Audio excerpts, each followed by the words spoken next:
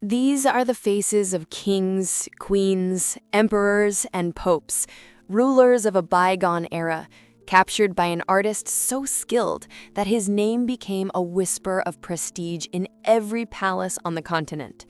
His portraits were not just likenesses, they were declarations of power and legacy. But the man who managed to convey their grandeur was not born into a world of silk and silver. He was the son of a humble tailor from Budapest. This is the story of how Philip de Laszlo, armed with a brush and an almost supernatural talent, conquered the courts of Europe. He was born Philip Loeb in 1869 in Pest, Hungary, to a family of limited means. His world was one of fabrics and threads, not oil and canvas. From these modest beginnings, no one could have predicted where his life would lead. But from an early age, the young Philip felt an undeniable artistic urge. He did not start in a grand studio, but as a photographer's apprentice, studying light and shadow. He worked as a set designer, a painter of porcelain and majolica, and a sign painter. Simultaneously, he underwent a grueling artistic education at the National Academy of Arts in Budapest and later in the art centers of Munich and Paris. In 1891, as a patriotic young man, he and his brother changed their German surname Laub to the more Hungarian Laszlo. At first, he focused on large historical canvases, prized by the academies, but his true calling was to capture the human soul. His career in portraiture began in earnest in 1894 with his first royal commission, a portrait of Prince Ferdinand of Bulgaria and his wife. This was his first taste of the world that would soon become his domain. The real breakthrough came in 2000. De Laszlo traveled to Rome to paint a portrait of Pope Leo XIII. The final work was a stunning psychological portrait, the aging pontiff depicted not just as a symbol, but as a man of profound intellect and quiet contemplation. The portrait caused a sensation. It was exhibited in the Paris International Exhibition, where it received the Grand Gold Medal, the highest award in the art world. Suddenly, the tailor's son from Budapest became the most talked-about artist in Europe. This award opened the doors to every royal court on the continent. Queen Victoria herself saw his work and wished for him to paint a portrait of one of her favorite generals, Sir George White. In 1900, he took another step that solidified his social status. He married Lucy Guinness, a member of the famous Anglo-Irish banking family. Their union brought him personal happiness and easy access to the top of British society. In 1907, the family settled in London, which would become his home and primary studio for the rest of his life. From his London studio, de Laszlo began an unprecedented career, painting the cream of European nobility. He announced his arrival loudly, with a solo exhibition at the prestigious Fine Arts Society on Bond Street. King Edward VII and Queen Alexandra themselves attended the exhibition. The king, known for his taste and love of luxury, was impressed. They became some of his first significant patrons. Laszlo was soon invited to Buckingham Palace to paint a portrait of Princess Victoria and then of the king and queen themselves. A commission from the British monarch was the ultimate seal of approval, and for his work, the king personally made him a member of the Royal Victorian Order in 1909. Everyone was impressed and wanted their portrait done. Philip de Laszlo received a commission to create a series of portraits of the Greek royal family. The portraits were painted at different times, starting in 1907 and over a period of almost 20 years. His works not only captured their images, but also became a testament to their status, their connection with the great powers, and of course, their personal traits in turbulent times. It all began with the younger generation. The first were Prince Andrew of Greece and Denmark and his wife, Princess Alice of Battenberg. These works, created in 1907 and 1913, hold a special value, as they show us not only members of the royal family, but also the parents of the future Duke of Edinburgh, Prince Philip, the husband of Elizabeth II. In 1907, Laszlo captured the future wife of Prince Andrew, Princess Alice of Battenberg, who would later become one of the most unusual and inspiring figures of the royal house. Princess Alice's portrait by Laszlo, painted before her most difficult trials, likely showcases her natural beauty, refinement, and youth. Laszlo undoubtedly emphasized her grace and gentle charm, as well as her noble origins. Perhaps the portrait conveys her quiet but strong character, which would later be so important for her. Princess Alice was known for her kindness, intellect, and deep spirituality. Laszlo's gaze must have caught these qualities, creating an image that not only shows her appearance, but also hints at a rich inner world. Laszlo painted the portrait of Prince Andrew in 1913. By this time, Prince Andrew was already an established officer and a member of the royal house, actively involved in the life of Greece.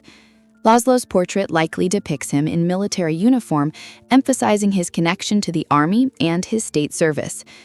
In Laszlo's work, Prince Andrew appears not just as a young man, but as a representative of a dynasty, aware of his role and responsibility.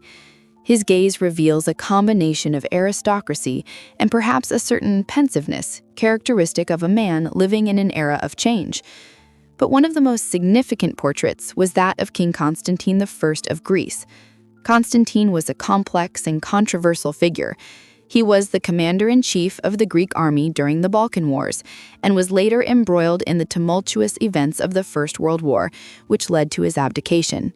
In his portrait, Laszlo managed to convey not only royal dignity, but also, perhaps, a hint of the inner struggle or determination characteristic of a ruler in an era of upheaval. His gaze in the portrait is typically piercing and thoughtful, reflecting the weight of the responsibility placed upon him. He depicted him in full dress uniform, highlighting his military achievements and his position as head of state. Laszlo was then invited to Spain to paint the Spanish royal family, including King Alfonso XIII and Queen Victoria Eugenie. These portraits became a stunning chronicle of a dynasty, each canvas filled with Spanish grandeur. The main characters of the Spanish chronicle were, of course, King Alfonso XIII and his wife, Queen Victoria Eugenie of Battenberg. Their reign coincided with a difficult period for Spain, a time of internal turmoil and the loss of its last colonies. Laszlo, as always, did not just paint faces. He captured the spirit of the age and the character of his subjects. King Alfonso XIII was a charismatic but also tragic ruler, the last reigning king of Spain before the establishment of the Second Republic. Laszlo painted several portraits of him, and in each one, the monarch's authority and dynamism are palpable. He often depicted Alfonso XIII in military uniform, emphasizing his role as commander-in-chief. The king's eyes in Laszlo's portraits appear perceptive, sometimes even with a hint of melancholy, which perhaps foreshadowed his difficult fate. Laszlo also painted several portraits of Queen Victoria Eugenie of Battenberg, or Enna, as she was known to her close circle. Each of them seems to radiate her elegance and sophistication. The artist often emphasized her fair hair and blue eyes, which distinguished her from traditional Spanish beauties. In the portraits, she appears in luxurious dresses adorned with jewels, symbols of royal power and femininity. However, behind this external beauty, Laszlo was able to capture the shadows of the queen's personal tragedies, including the hemophilia she passed on to her children. In her gaze, one can detect a certain restraint and even sadness, which adds depth and humanity to the portraits. In addition to the ruling couple, Laszlo also painted other members of the Spanish royal family, including their children, such as Infante Jaime, Duke of Segovia, and Infanta Beatriz. Laszlo did not forget his roots. Laszlo also painted the ruler of the empire in which he was born, the aging Emperor Franz Joseph I of Austria-Hungary. Laszlo painted several portraits, but the first was not a commission from the royal court. In 1896, the National Land Credit Institute, Orsagos Vodhitelentives, decided to commission a portrait of the King of Hungary, probably as part of the millennial celebrations. Initially, de Laszlo planned to depict the emperor seated, with light falling on his head and hands. But he changed his mind and portrayed him standing at full length in a uniform with orders on his chest. Later, in 1900, Philip de Laszlo created his triumphal portrait of Emperor Franz Joseph I.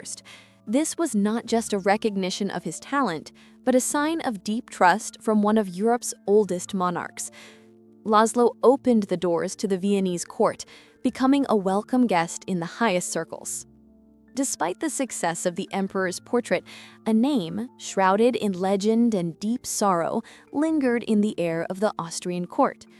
The name of Elizabeth of Bavaria, the famous Empress Sisi. Her tragic death in 1898 left a deep wound in the heart of Franz Joseph and the entire empire.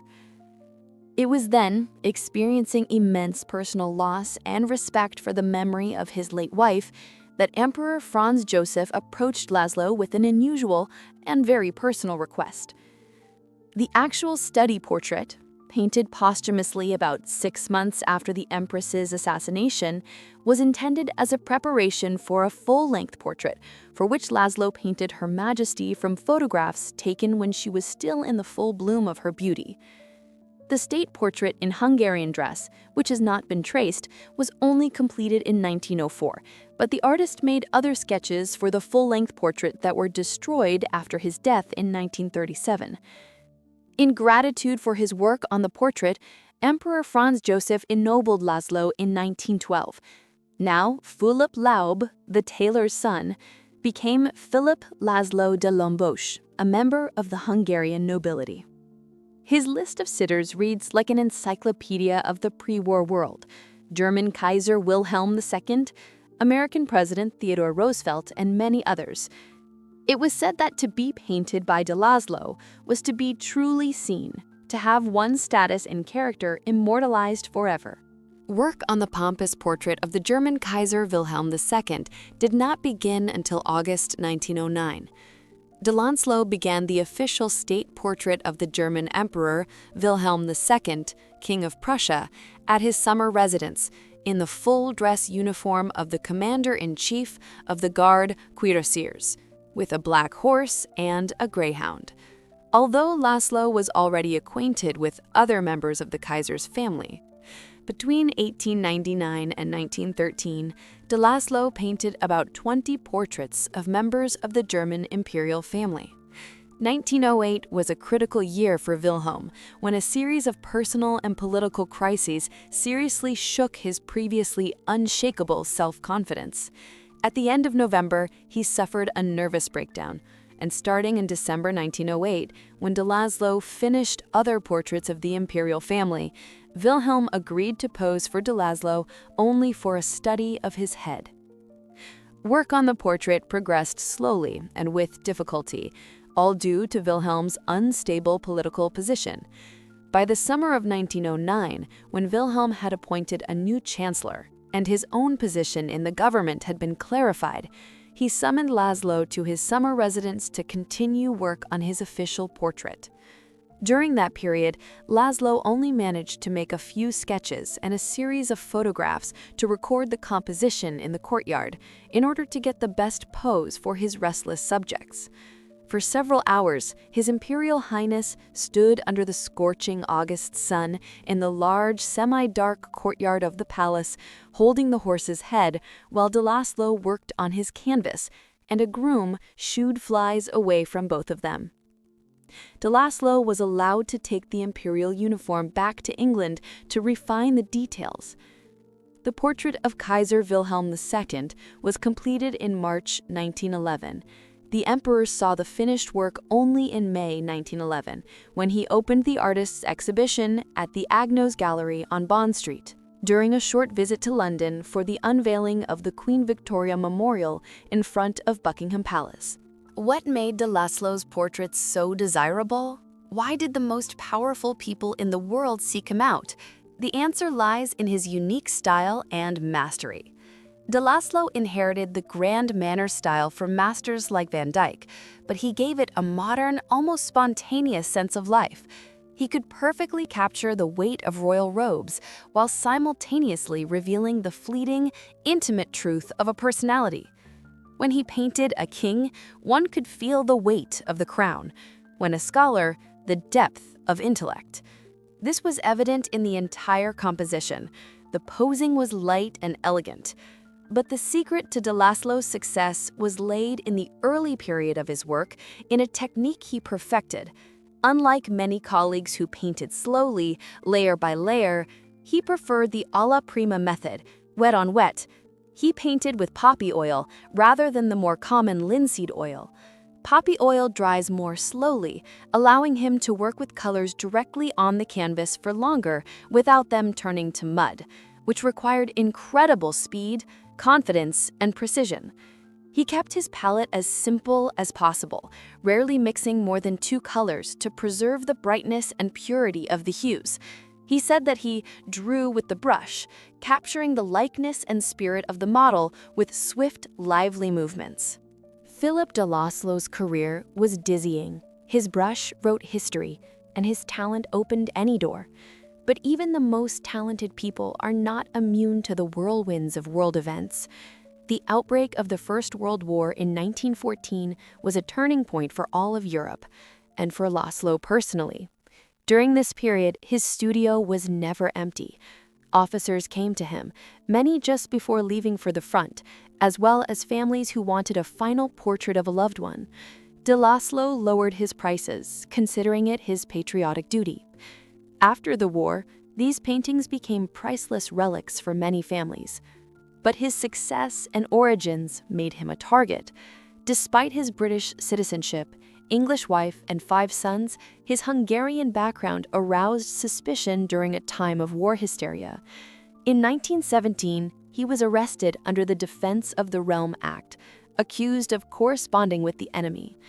The basis for this was letters and money transfers to his elderly mother and family in Austria-Hungary, an act of filial care that was slandered as treason. Laszlo was taken into custody without formal charges, first at a police station, then at Brixworth, and later at Holloway Prison in London. He spent several months in confinement, which was a huge blow to him, both psychologically and for his health. His family fought for him, and influential friends from high society and politics tried to secure his release. In December 1917, Laszlo was released on health grounds, but his case continued to be reviewed. It was not until February 1919 that he was fully exonerated and cleared of all charges. A special committee concluded that there is not the slightest reason to believe that Laszlo ever acted as a spy or was disloyal to his adopted country. Restoring the artist's reputation was a long and painstaking process. For a time after the war, it was difficult for him to return to full-time work. The severe ordeal had undermined his health, and he keenly felt the injustice of the accusations. However, his talent and undeniable skill ultimately prevailed. Gradually, with the support of old patrons and new clients who valued his art above political prejudices, Laszlo returned to work. He continued to paint portraits of European monarchs, aristocrats, and prominent figures, including members of the British royal family. His brush was once again in demand, and his name was cleared of the stain of suspicion. And one of the most vivid testaments to his return to the circle of trusted artists of the British monarchy was a portrait created in 1925. It was then that a young woman destined to become one of the most beloved and iconic figures of the British royal family entrusted herself to Laszlo's brush, Lady Elizabeth Bowes-Lyon, then the Duchess of York. The portrait was created just 2 years after her marriage to Prince Albert, Duke of York, the future George VI. During this period, Lady Elizabeth had already begun to actively participate in public life, but her role as future queen was not yet determined. In Laszlo's portrait, we see Elizabeth at the age of 25. This is not just an image, it is a subtle psychological study. Laszlo wanted to capture her charm, her famous radiant smile that so endeared her to the British people, and the strength of character that would become her trademark during the darkest times of the Second World War. This 1925 portrait is particularly valuable because it captures Elizabeth before the weight of the royal crown and the responsibility for a nation fell upon her shoulders. We see her in the bloom of youth, filled with hope and elegance. This is one of the most striking testaments to how Laszlo, even after all his personal hardships, continued to be the leading portraitist of his time, capable of capturing not just a likeness, but also anticipating the destiny of his great subjects. He showed us the future Queen Mother in all her charming youth. However, among the thousands of de Laszlo's portraits, few resonate as strongly today as the 1933 portrait of a 7-year-old girl. We know her as Queen Elizabeth II, but then she was simply Princess Elizabeth of York. Do Laszlo have first met the young princess a few years earlier when he was painting her parents, and noted that she showed no shyness and was very interested in his work. And when it was her turn, he captured something truly special. The portrait shows a girl with a thoughtful, almost serious gaze, and a quiet confidence. The painting is notable for its lack of overt royal pomp. Apart from a symbolic statue in the background, there are no crowns or thrones, just the girl. But do Laszlo manage to imbue the portrait with a sense of dignity that now seems prophetic? He conveyed the gentle, determined spirit that the world would admire for her 7 decades on the throne. The portrait was commissioned by her parents and immediately became a public favorite, remaining one of the most iconic images of the future queen. Laszlo's last commission took him to the Balkans, to one of the youngest yet most vibrant and ambitious monarchies, the royal family of Romania. The Romanian royal dynasty of Hohenzollern-Sigmaringen, though not as ancient as some of its European counterparts, quickly carved out its place on the political map. It is worth noting that, despite numerous requests, de Laszlo flatly refused to visit Romania, which he considered an enemy of Hungary. And under the Treaty of Trianon in 1920, Romania secured significant Hungarian territories. But in 1924, Queen Marie of Romania arrived in London on an official state visit and paid a visit to his studio herself. Laszlo himself noted that he was filled with mixed feelings. As he described it, "At first, I felt rather uncomfortable in her presence, as I despise the cowardly Romanian people who owe their present position to the Treaty of Trianon, which treated Hungary in the most unjust way. But I will not go into politics. The Queen knows her duty, and I am an artist of the world and paint history, not just individuals." De Laszlo painted a portrait that stood out among the great variety of portraits he had made. Marie herself noted that this portrait was unusually beautiful and vibrant. She wrote in her diary, "Of course, he wants to produce something that would stand out from everything he has done. He wants to get her for his June exhibition. So he asked me to wear my Russian tiara of sapphires and diamonds. He dressed me in gold with something like a golden veil on my head. A wonderful harmony of gold with gold, and only the eyes and the sapphires in the whole were blue. He works astonishingly fast, and it is a pleasure to watch him work. He is so full of delight when he begins a picture that fascinates him, that he seems to want to shout for joy and excitement." The Queen was a legendary beauty, and in February 1925, this portrait was reproduced by the Pons Extract Company in a magazine that was probably published for their shareholders. It was not until January 1936 that de Laszlo could finally persuade himself to cast aside his political prejudices when King Carol II commissioned portraits of himself and his mother for the National Bank of Romania. Queen Marie sat before him first, resulting in an official portrait in which she is depicted seated at full length in a dark dress, which is in the collection of the National Museum of Art in Bucharest, along with a posthumous portrait of her husband, King Ferdinand I, who died in 1927. In Bucharest, de Laszlo completed 11 portraits and 6 preliminary oil sketches of the Romanian royal family. In recognition of this work, de Laszlo was awarded the Romanian Order for Cultural Merit.